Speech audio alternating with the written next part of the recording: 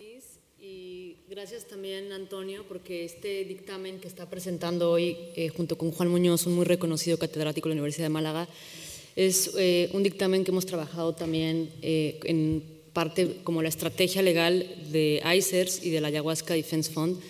que es un programa que tengo el privilegio de coordinar dentro de ICERS, que se encarga de dar apoyo legal a todas aquellas personas que se encuentran de alguna manera en conflicto con la ley por el uso de principalmente ayahuasca.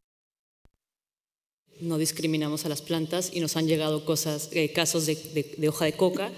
de San Pedro, de peyote, de iboga y de hongos psilocibes. Entonces, quisiera hablar rápidamente un poco de en qué está el ADF, cómo va los casos que hemos tenido, cuáles son las tendencias que hemos notado en los últimos meses y finalmente quisiera explicar un poco de las tres tendencias de las resoluciones judiciales o legales que hemos podido detectar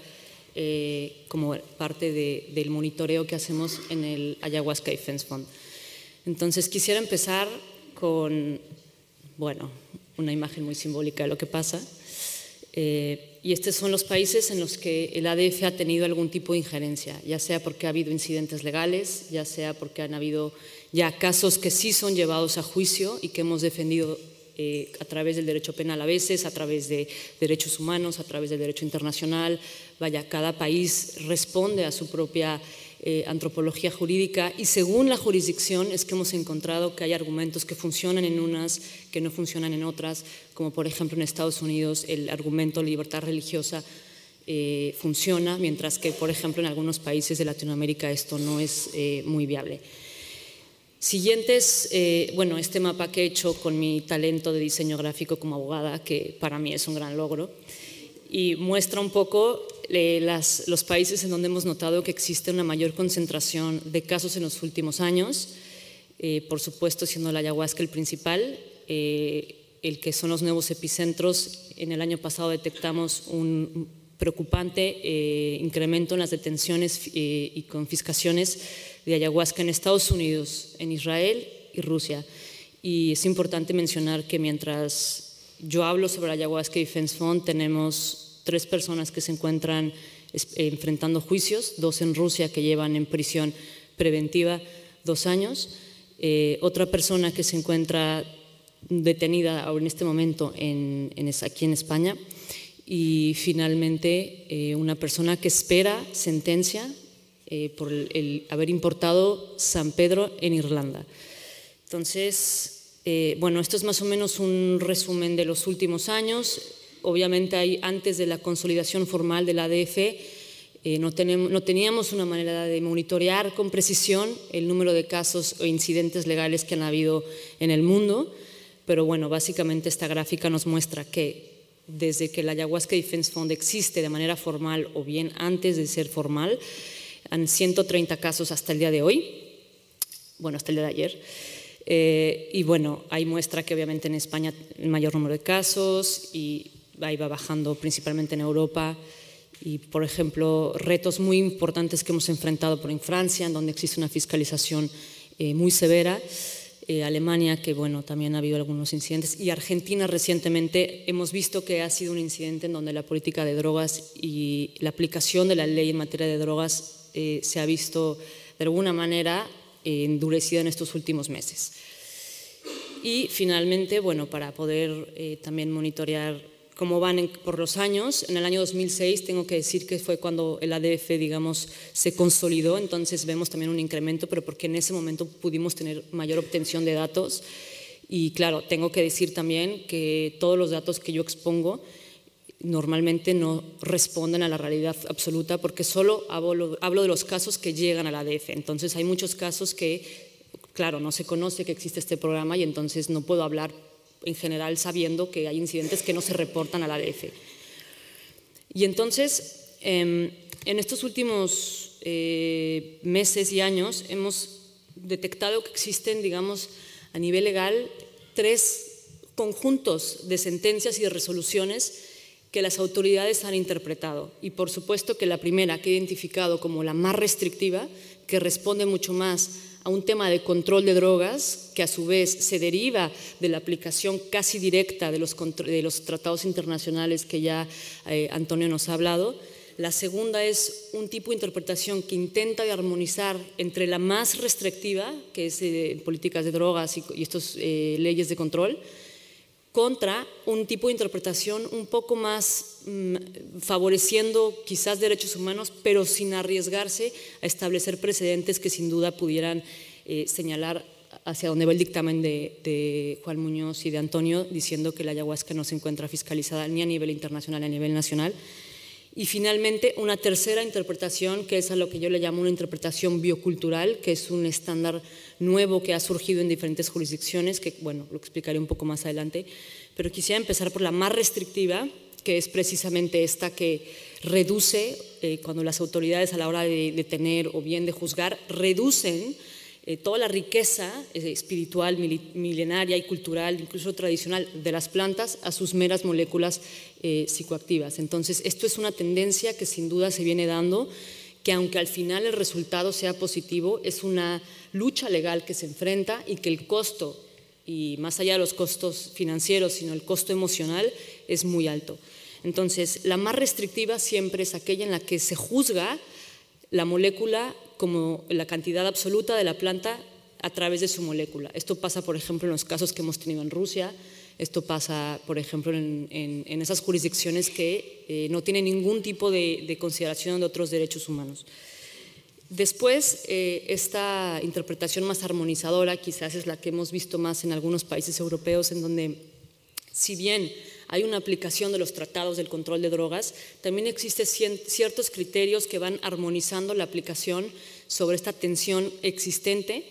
no solo a nivel nacional, sino también a nivel internacional, entre, digamos, los cuerpos de derechos del sistema internacional de los derechos humanos y el cuerpo de derechos del sistema internacional del control de drogas, que a veces están en constante contradicción.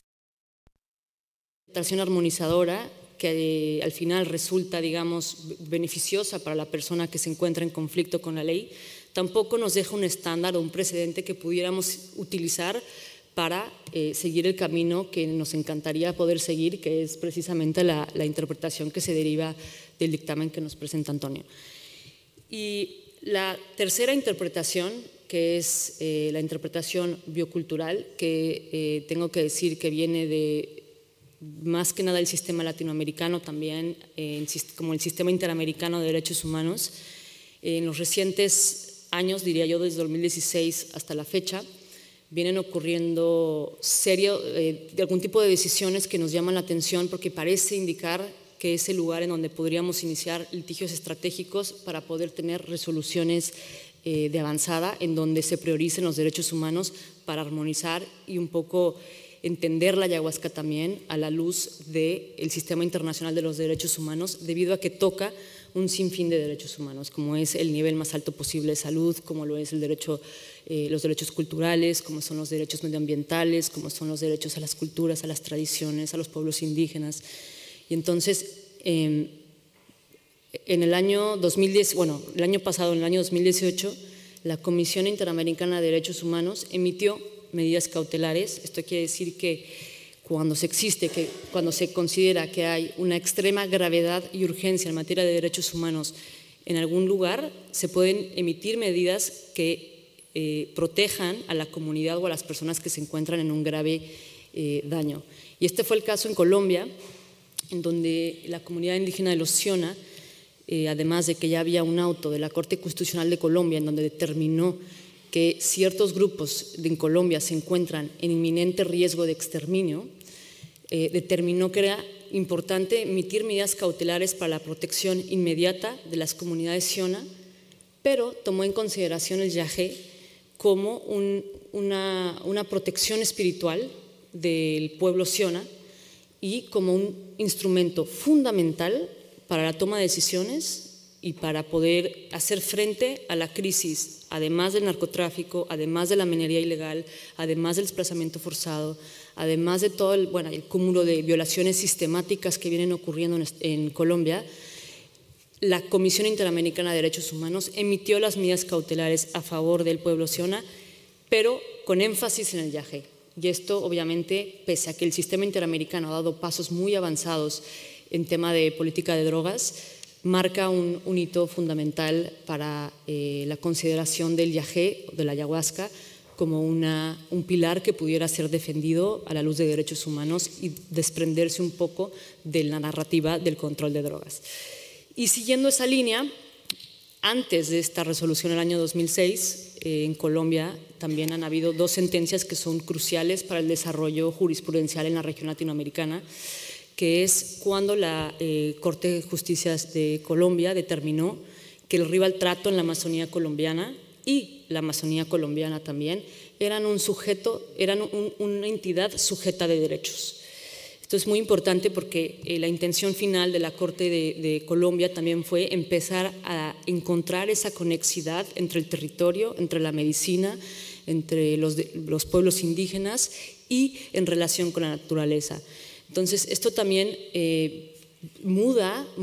a esta interpretación que se venía haciendo en las cortes nacionales e internacionales de una visión antropocentrista en donde el hombre es el centro del todo, para mudarse a una visión ecocentrista en donde tiene la capacidad de ver a la naturaleza como un componente en la que ella no nos pertenece, sino nosotros le pertenecemos a ella. Más interesante a esto es que además le agrega el componente interpretándolo también dentro de los convenios de París del 2015 para el cambio climático. Entonces empieza a haber una intersección de interpretaciones que parecen ser, que indican que viene una nueva manera de interpretar en donde podríamos meter quizás una posible solución para aquellas personas que se encuentran en conflicto con la ley por el uso de las plantas. Entonces, esto es aplicable también a la hoja de coca, por ejemplo, obviamente al San Pedro y al peyote, que además se encuentran también en peligro de exterminio o extinción. Y bueno, básicamente quería exponer las tensiones, ¿no?, que se vienen ocurriendo, como el ADF, que también es una especie de laboratorio en la que podemos ir monitoreando cómo va la implementación de política de drogas y, más importante, qué solución vamos encontrando a estas tensiones. Y lo último que quiero decir es que también en el ADF hemos encontrado que es muy paradójico, pero normalmente no todo lo que termina siendo legal es lo más justo, pero no todo lo que es justo termina siendo lo legal, porque muchas veces termina